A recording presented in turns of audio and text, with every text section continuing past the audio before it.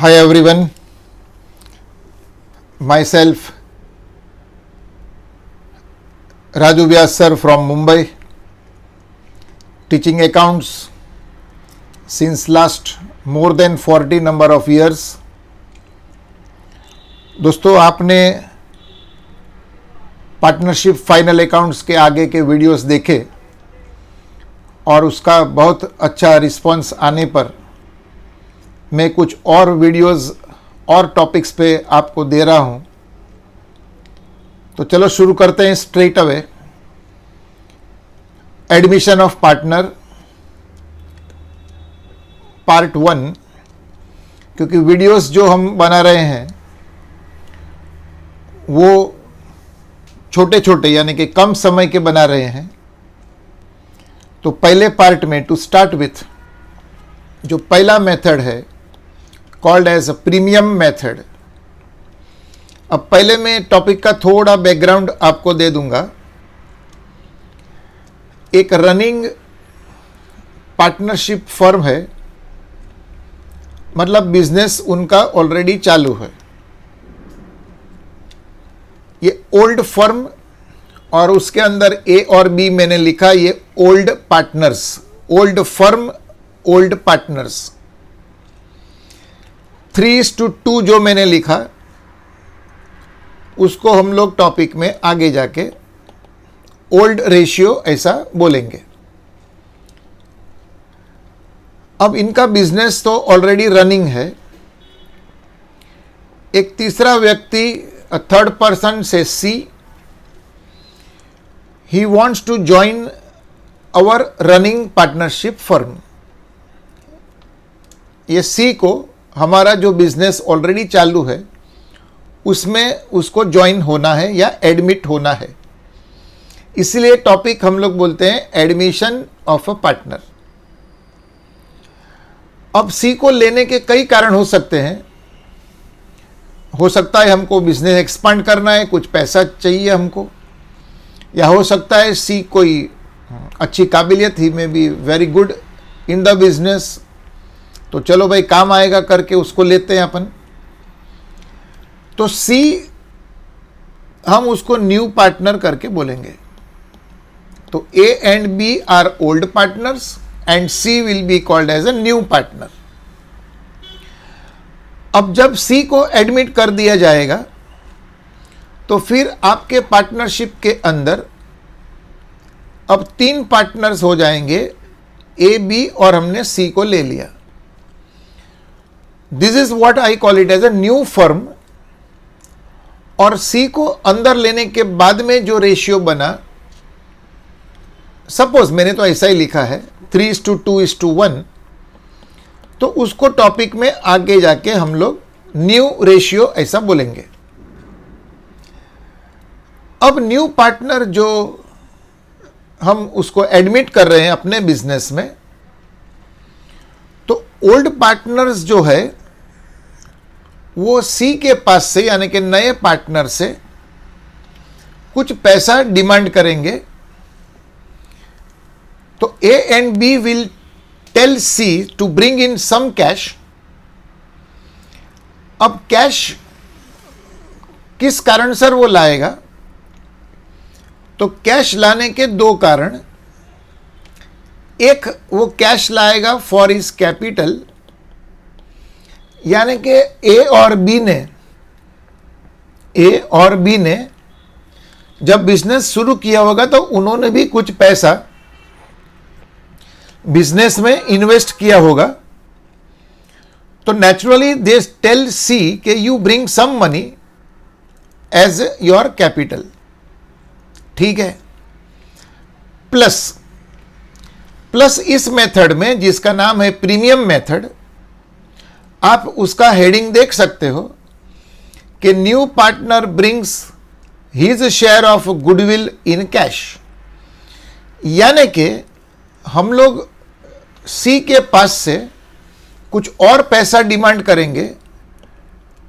काहे का? For what? We say that is for goodwill. Basically goodwill वैसे तो name, fame, reputation of your business ऐसा बोला जाता है,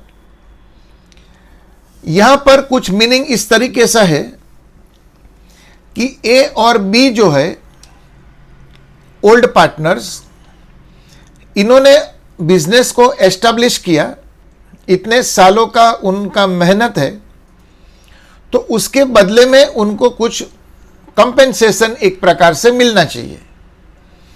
इसलिए ए और बी का कहना है न्यू पार्टनर को कि you bring some money for capital plus you bring some cash for goodwill.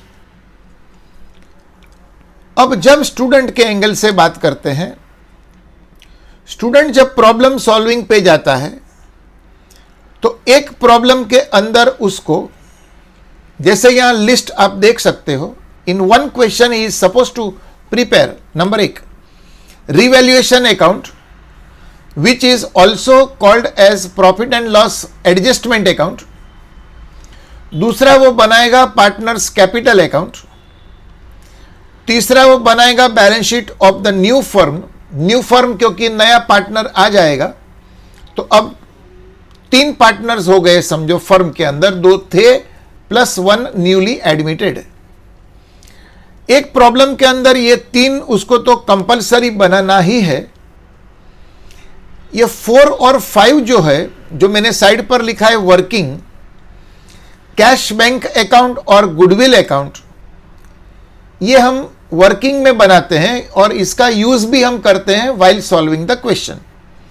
तो in short you have to prepare all this 5।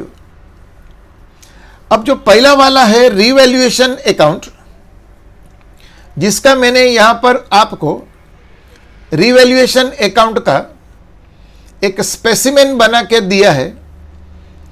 Basically revaluation account is like your profit and loss account with same principles applied, that all expenses losses on the debit with all incomes and gains on the credit। तो जब problem solve होगा, अब मान लो asset का value कम हो रहा है, depreciation आप कॉमनली बोलते हो, तो आप उसको डेबिट में पोस्ट करेंगे रिवैल्यूएशन अकाउंट। मान लो एसेट का वैल्यू बढ़ रहा है, increase, that is what you commonly call it as appreciation, APP, then appreciation we are supposed to show on the credit side of revaluation account। तो एक हो गया depreciation, decrease in value of asset, दूसरा हो गया appreciation, increase in value of asset। liability में उल्टा है, in the sense अगर किसी कारण सर liability आपका बढ़ रहा है तो naturally it will be on the debit side, और अगर किसी कारण से लायबिलिटी कम हो रहा है, यानी कि आपको कुछ पेमेंट कम करना है, तो आप फायदे में रहेंगे, you are in a gain, and as you are in a gain you are going to record it on the credit side. Revaluation account बनने के बाद में हम उसका डिफरेंस फाइंड करते हैं, जो मोस्टली प्रॉफिट रहेगा। लेकिन चाहे प्रॉफिट चाहे loss, ultimately it is to be shared between old partners, and that profit और loss to be shared between old partners in old ratio. Old partners में ओल्ड रेशियो में शेयर हो जाएगा। Mostly we have profit, but it all depends upon the question you solve. So profit or loss will be transferred to old partners capital account in old profit sharing ratio। Revaluation account होता यह है कि जब नया partner admit होता है तो उस टाइम हम हमारे एसेट्स और लायबिलिटीज को रीवैल्यू करते हैं। मतलब ये देखते हैं कि कोई एसेट्स या लायबिलिटी का वैल्यू ऊपर नीचे हुआ क्या, और उसको हम रिवैल्यूएशन अकाउंट में रिकॉर्ड करके डिफरेंस में भी प्रॉफिट में भी लॉस निकालते हैं, and that is transferred to old partners capital account in old ratio.